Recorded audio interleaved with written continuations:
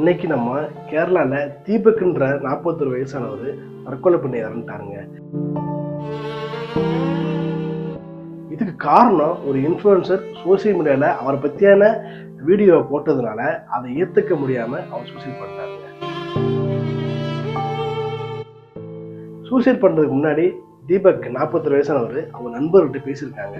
இது மாதிரி விஷயத்த நான் பண்ணவே இல்லை, என்னை தப்பாக போட்டிருக்காங்க சோசியல் மீடியாவில் அப்படி சொல்லி அழுது புலம்பிருக்காங்க. அவங்க நண்பர்களுமே அட்வைஸ் பண்ணியிருக்காங்க. ஆனால் அதை ஏற்றுக்க முடியாமல் வீட்டில் தனியாக இருந்து சூசைட் பண்ணி இறந்து போட்டாருங்க. அவர் பஸ்ஸில் போகும்போது என்ன விஷயம் நடந்துச்சு அப்படின்றத நம்ம விரிவாக பதிவில் பார்ப்போம். வாங்க நம்ம வீடியோக்கு போயிடலாம். கேரளா மாநிலத்தில் கோழிக்கூடு மாவட்டத்திலாங்க தீபக் வாழ்ந்து வந்துட்டு இருக்கிறாரு. தீபக் யாருன்னு பார்த்தீங்க அப்படின்னா, அவர் கார்மெண்ட் கடையில் சூப்பர்வைசராக ஒர்க் பண்ணுறாருங்க. அவர் ரொம்ப யதார்த்தமான ஆள். ஒரு மிடில் கிளாஸ் ஃபேமிலியை சார்ந்தவர் தாங்க தீபக்கு. ஒரு 41 வயசு முடிஞ்சிருக்குங்க. இவர் கோவிந்தபுரத்துலேருந்து பையனூருக்கு ப்ரைவேட் பஸ்ஸில் ட்ராவல் பண்ணுறாருங்க. இந்த பொண்ணு யாருன்னு பார்த்தீங்க அப்படின்னா, அந்த பொண்ணு ஒரு சைக்காலஜிஸ்ட்டுங்க. காமர்ஸ் லெக்சரராக இவங்க ஒர்க் பண்ணிட்டு இருக்கிறாங்க. இவங்களுமே அந்த ப்ரைவேட் பஸ்ஸில் ட்ராவல் பண்ணுறாங்க. லாஸ்ட் ஃப்ரைடேங்க. தீபக்ன்றவர் அவர் பஸ்ஸில் நெரிசலான இடத்துல தான் இருக்கிறாரு. அந்த வீடியோ பார்க்கும்போது பார்த்தீங்கன்னா, அவர் இன்டென்ஷனாக எந்த விஷயத்தையும் பண்ணது மாதிரி தெரியல. ஆனால் இந்த பொண்ணு என்ன சொல்கிறாங்கன்னா, ஆமாம் அவங்க வன்கொடுமை பண்ணாங்க, சீண்டுனாங்க அப்படின்ற மாதிரி இந்த பெண் ஸ்டேட்மெண்ட் கொடுக்குறாங்க. அந்த பொண்ணு என்ன சொல்கிறாங்க அப்படின்னா, தீபக்ன்றவர் இதுக்கு முன்னாடி ஒரு பொண்ணை தப்பாக பண்ணாங்க, அதனால தான் நான் எந்திரிச்சு நின்று நான் வீடியோ எடுத்தேன். ஆனால் நான் வீடியோ எடுக்கும்போது தீபக் என்னை பார்த்தாரு.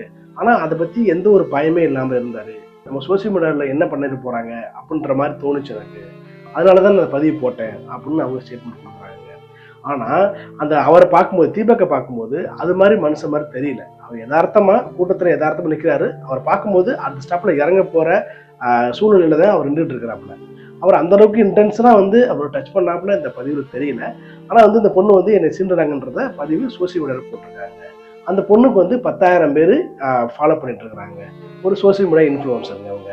இது போட்டது, இந்த வீடியோ பதிவு பண்ண உடனே கிட்டத்தட்ட 20 லட்சம் பேர் இந்த பதிவை பார்த்துருக்காங்க. பார்த்த உடனே கிட்டத்தட்ட 1000க்கு மேற்பட்ட பேர் கமெண்ட் பண்ணியிருக்காங்க.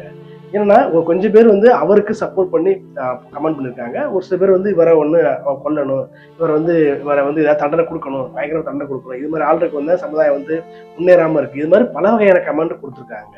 ஒரு சில பேர் அவர் சப்போர்ட் பண்ணி அவர் யதார்த்தமாக இருக்காரு, ஏன் தப்பாக நீங்கள் ரீல்ஸ் போட்டு வியூஸ்க்காக இந்த விஷயத்த பண்ணுறீங்க அப்படின்ற மாதிரி கமெண்ட் பண்ணியிருக்காங்க. இந்த விஷயம் 20 லட்சம் பேர் பார்த்த உடனே அவங்க சொந்த பந்தம் நிறைய பேருக்கு இந்த வீடியோ பதிவு பரவி இருக்குங்க.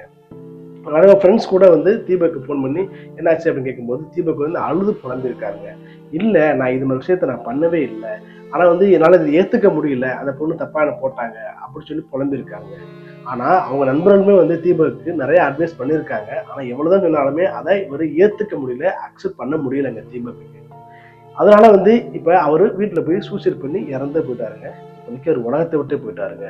ஒரு சோசியல் மீடியாவில் ஒரு இன்ஃப்ளூயன்சர் போட்ட பதிவுனால இந்த ஒரு உயிரை எடுத்துருச்சு அப்படின்ற போது ஏற்றுக்கொள்ளவே முடியலைங்க. ஆனால் உண்மையிலே என்ன நடந்துச்சு அப்படின்றத ஜட்ஜ்மெண்ட்டு தான் ஒரு கோர்ட்டு தான் முடிவு பண்ணணுங்க. ஏன்னா நம்ம வீடியோ பதிவு பண்ணும்போது சோசியல் மீடியாவில் பதிவு பண்ணுறோம் அப்படின்னா இதுக்கு விடை கிடைச்சிருமோ அப்படின்னா நம்ம நினைக்கிறது தப்புங்க. அது நம்ம எந்த விஷயத்தையுமே கோர்ட்டில் போய் நிரூபித்தா மட்டும்தான் இந்த விஷயத்துக்கு நிறைவுறுங்க. இது புரியாமல் தீபக் இறந்துட்டாருங்க. நான் என்ன சொல்கிறேன்னா, ஒரு தீபக்ன்ற 41 வயசானவர் இந்த விஷயத்த பண்ணியிருந்தார் அப்படின்னா, அவர் இன்டென்ஷனாக பண்ணியிருந்தார் அப்படின்னா அவர் ஏன் சூசைட் பண்ணணும்?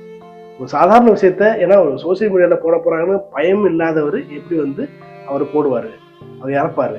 இது ஏற்றுக்க முடியாத ஒரு விஷயமா இருக்குது. ஏன்னா இந்த ஒரு பொண்ணு போட்டதுனால அதை ஏற்றுக்க முடியாமல் சூசைட் பண்ணுறாரு அப்படின்னா அவர் ரொம்ப இன்னசென்ட்டாக தான் இருந்திருப்பாருன்னு நான் நினைக்கிறேங்க. ஆனால் இந்த பொண்ணு ஒரு 10,000 பேர் ஃபாலோவர்ஸ் பண்ணி சோசியல் மீடியா போட்டதுனால இந்த விஷயத்த ஒரு உயிரே எடுத்துருச்சு அப்படின்றது போது ஏற்றுக்கொள்ளவே முடியலைங்க. எந்த விஷயத்தையுமே நம்ம கமெண்ட் கொடுக்குறோம், சோசியல் மீடியாவில் நம்ம போட்ட பதிவுக்கு நம்ம ஒரு விஷயத்த சொல்கிறோம் அப்படின்னா அதை உடனே நம்ம அக்செப்ட் பண்ணிக்கிறோங்க. எந்த விஷயத்துக்குமே லீகலாக போனால் மட்டும்தான் அது சரி பண்ண முடியுங்க. கிட்டத்தட்ட 1000க்கு மேற்பட்ட கேஸ் இன்னும் முடிவுக்கு வராமல் இருக்கு கோர்ட்டில். ஏன்னா ப்ரூஃப் இல்லாதனால எந்த விஷயத்தையுமே நம்ம சோசியல் மீடியாவில் பதிவிடும் போது அதுக்குள்ள ஜட்ஜ்மெண்ட் கிடைச்சிடுன்றதை பற்றி நம்ம தப்பான இன்டென்ஷனில் அதை பார்த்துட்டு நம்ம அதை ஹேர்ட் பண்ணிக்கிற மாதிரி நம்ம ஹேர்ட் பண்ணிக்கிறது ஒரு தப்பான விஷயங்க. இந்த பொண்ணு போட்டது அவர் நம்பி அவர் இறந்து போய் அப்போ குடும்பம் நிலை குலைஞ்சு போயிருக்காங்க. என்ன பண்ணுறதுன்னு தெரியாமல் இருக்காங்க. இது முக்கியமாக கோர்ட்டில் தான் முடிவெடுக்கணுங்க. வந்து இந்த இது கோர்ட்டுக்கு ரெசிஸ்ட் ஆக போகுது. அவங்க நண்பர்கள் வந்து ரொம்ப ஸ்ட்ராங்காக சொல்கிறாங்க, இதை நான் கோர்ட்டுக்கு எடுத்துகிட்டு போயிட்டு இதுக்கு ஜட்ஜ்மெண்ட் 1 வருஷமோ 2 வருஷமோ நான் வெயிட் பண்ணி இவர் வந்து தப்பானவர் இல்லைன்றதை நான் ப்ரூவ் பண்ணுவோம் அப்படின்றத நண்பர்கள் ரொம்ப கான்ஃபிடண்ட்டாக இருக்காங்க. இந்த பதிவு வந்து ரொம்ப ஒரு வருத்தமாக இருக்குது. ஏன்னா சோசியல் மீடியா எந்த அளவுக்கு இன்ஃப்ளூயன்ஸ் ஆயிருக்கு அப்படின்றத பற்றி இந்த விஷயத்த சொல்லும்போது சமுத்திரக்கனி நடிகர் சமுத்திரக்கனி இயக்குனர் அவர் சொல்லியிருக்காரு, ஒரு ஸ்டேட்மெண்ட் சொல்லியிருக்காருன்னா, சோசியல் மீடியாவை பொறுத்தவரை இப்போல்லாம் வந்து நம்ம வீடியோ பதிவு பண்ணால் காசு கிடைக்குது. இதனால வந்து ஒரு சில பெண்கள் வந்து அரகுற ட்ரெஸ் போட்டு வீடியோ பதிவு பண்ணுறாங்க. இன்னும் ஒரு 5 வருஷமோ 10 வருஷமோ சோசியல் மீடியாவில் நம்ம ட்ரெஸ்ஸஸ் இல்லாமல் வந்து வீடியோ போட்டால் காசு அதிகம் கிடைக்கும் அப்படின்ற ஒரு விஷயம் வரப்போகுது. இந்த பெண்கள் ரொம்ப பாதுகாப்பாக இருக்கணும். இப்படிலாம் வந்து சோசியல் மீடியாவில் வந்து நம்ம யங்ஸ்டர்ஸை கெடுக்குது அப்படின்ற மாதிரி ஒரு ஸ்டேட்மெண்ட் கொடுத்துருக்காங்க. ஸோ இதெல்லாம் பார்க்கும்போது என்ன நடக்குது அப்படின்றத மக்களாக நீங்கள் தான் இதுக்கு பதில் சொல்லணுங்க. அடுத்த பதில் பார்ப்போம். See you all.